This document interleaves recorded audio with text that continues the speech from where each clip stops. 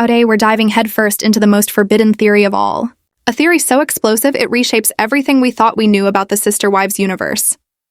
We're asking the question that's only been whispered in the shadows of fan forums. The question that, if true, changes everything.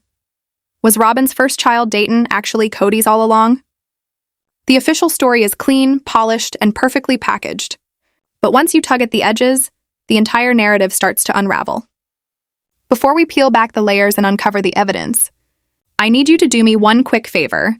If you're ready to question the official version and expose the secrets TLC doesn't want you to know, hit that like button right now.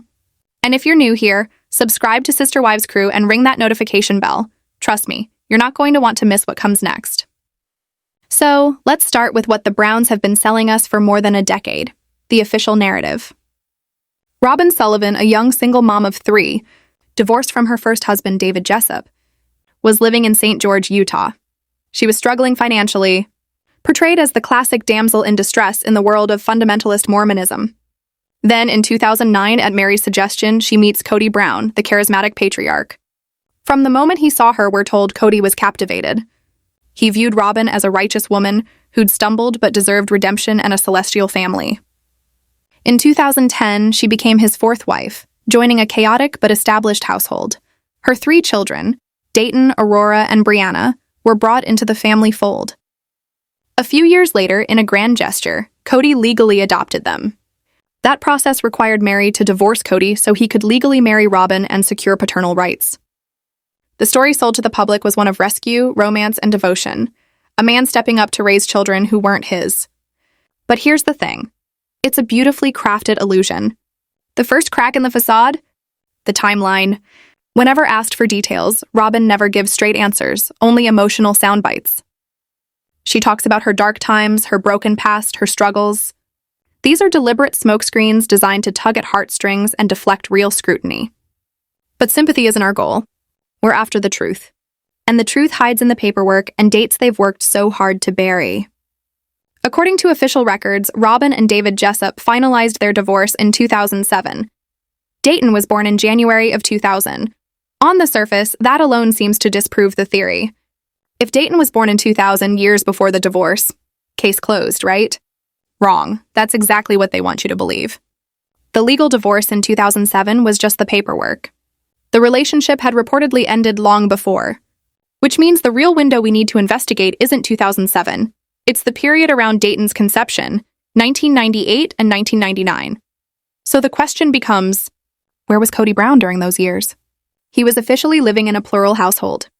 But he was also a traveling salesman, a job that conveniently required him to crisscross Utah, Arizona, and Nevada. He was often gone, unsupervised, free to go wherever he pleased. Janelle herself has admitted Kody was rarely home, leaving wives to handle everything. This wasn't a man stuck in one place. This was a man with opportunity. And where was Robyn? Embedded in the very same tight-knit fundamentalist Mormon circles as the Browns. The Apostolic United Brethren isn't a sprawling church. It's a small, insular community where everyone knows everyone, and family lines constantly overlap. Robyn's family, the Sullivans, were very much a part of this insular world. And Kody Brown? He was already a familiar face within it. The notion that their paths never crossed until that so-called chance meeting in 2009 is, quite frankly, laughable. It contradicts everything about how tightly woven their community was. This is where we introduce our first layer of circumstantial evidence, what we'll call the whispers from the pews. For years, quiet chatter from former church members and people on the fringes of their circle has suggested that Kody and Robyn were linked long before TLC cameras rolled. These accounts, resurfacing in online forums and deep-dive discussions, describe not a sudden courtship, but a long-standing connection. In the late 1990s, Kody was already known for his charm and his wandering eye. Robyn, meanwhile, had a reputation for ambition and a keen awareness of how aligning with the right man could elevate her position. The public narrative casts her as an outsider, a shamed divorcee. But what if that's not the full truth? What if she was deliberately maneuvering within the community, fully aware of who the influential men were? Kody, with a growing family and the charisma that would later catapult him into television, would have been an ideal target. This theory suggests their bond didn't suddenly materialize in 2009. It began much earlier, during Kody's sales trips in the late 90s. a forbidden spark in a world built on rigid rules. Now let's focus on Dayton's birth. He arrived in January 2000, which means he was conceived in the spring of 1999. That's the critical window. The official record says Dayton is the son of David Jessup, Robyn's first husband. But insiders describe the marriage as already fractured by that point. So here's the uncomfortable question. What if, during one of Kody's frequent trips, he and Robyn crossed a line? What if a brief affair, hidden in secrecy, led to a pregnancy that had to be covered up at all costs? In their culture, a child conceived through an affair between two married people would have been catastrophic, grounds for excommunication and public disgrace. The only solution? To pass the baby off as David's. Whether David truly believed Dayton was his or simply agreed to go along with the ruse remains unknown. But the marriage limped along for years, a fragile cover concealing a dangerous secret. Fast forward to Sister Wives. Watch those early episodes again, but this time through the lens of this theory. Kody's behavior toward Dayton doesn't read like a man cautiously earning the trust of his fiancé's child. It reads like something far deeper. He zeroes in on Dayton with an intensity that feels primal. The bond isn't built, it's claimed. When Dayton's Asperger's diagnosis was revealed, Kody didn't treat it as something he needed to learn about. He framed it as something mystical, saying, "I just get him. We have a special bond." Was this the intuition of an unusually attentive stepfather, or the innate recognition of a biological father? Consider the ATV accident. Dayton's serious eye injury shook Kody to his core. His reaction wasn't simply caring, it was frantic, visceral, overwhelming. He wasn't just supporting Robyn through the crisis. He took control. He became the central figure in Dayton's care. His fear, his guilt, his urgency, it all reads less like a stepfather and more like a man terrified of losing his firstborn son. Now look at Robyn. Her on-screen persona has always been drenched in tears and victimhood. But if this theory is true, those tears take on a new meaning. They're not just from sensitivity, they're the cracks in a mask. A defense mechanism honed over decades of guarding a life-altering secret. Every time the past gets too close to the surface, the waterworks start. It's a perfect strategy. It shuts down probing questions, turns suspicion into pity, and repositions Robyn as the wounded dove rather than a woman with something to hide. Her vague accusations against David Jessup, casting him as abusive without providing detail, also serve another purpose, discrediting him in advance. If he ever spoke out, who would believe him? And then there's the adoption. Framed on the show as an act of devotion, it takes on an entirely different shade if this theory holds. Kody wasn't just adopting Robyn's children out of love. He was erasing Dayton's legal father once and for all. The price? Meri's legal marriage. She divorced Kody so Robyn could marry him and push the adoption through. This wasn't sacrifice for love. It was sacrifice for possession. Kody securing the legal claim to his secret son. Once Meri served her purpose, her position became meaningless, explaining Kody's coldness toward her in later years. This was a monumental event, stripping Meri of her legal status and security after decades of marriage. It was sold to the audience and to Meri as a noble act for the sake of the children. But was it? Or was Kody so desperate to legally claim Dayton, his biological son, that he was willing to sacrifice his legal bond with his first wife to do it? The adoption wasn't an act of love. It was an act of possession. It was Kody Brown using the legal system to retroactively claim the son he had fathered in secret years earlier. It was about closing the loop, burying the past, and ensuring that no one could ever challenge his position as Dayton's one and only true father. It also explains Kody's utter coldness and dismissal of Meri in the years that followed. Once she had served her purpose, once she had stepped aside so he could legally secure his biological son and his true soulmate, she became disposable to him. He got what he wanted, and her sacrifice was quickly forgotten. This theory, and only this theory, provides a rational explanation for the most toxic and destructive element in the Brown family's history. The blatant, unapologetic, and family-shattering favoritism shown to Robyn and her children. For years, viewers and the other wives have been baffled by it. Why was Kody willing to burn his entire family to the ground for Robyn? Why were her children's needs always placed above the needs of the other 13 children? Why was the family's collective money funneled into Robyn's large house and her children's lifestyles, while Janelle's kids lived in an RV and Christine struggled to be heard? It makes no sense if Robyn is just the fourth wife. It seems illogical, self-destructive, and cruel.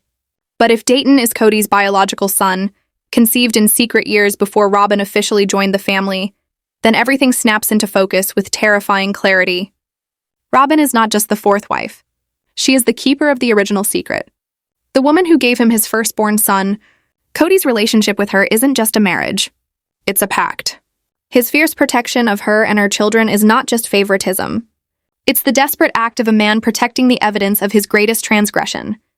The other children, the OG 13, were not just jealous of a new wife getting more attention. Children are perceptive. They have an innate sense of fairness and authenticity. They felt on a primal level that something was fundamentally wrong.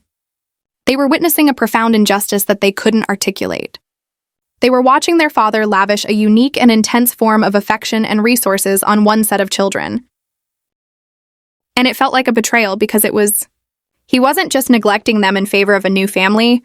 He was prioritizing a secret family that existed in his heart and in reality long before they were forced to accept them. The resentment from Christine's and Janelle's children wasn't just teenage angst.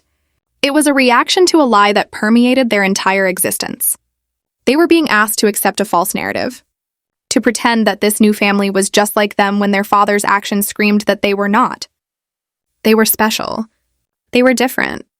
Because their connection to Kody was built on a secret that predated and superseded everyone else's. Let's dig deeper into the forensic analysis of their on-screen statements.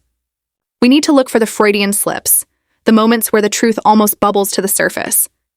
There's a scene in an early season where Kody is talking about his instant connection to Robyn's kids. He says something to the effect of, "It was like they were my own from the very beginning."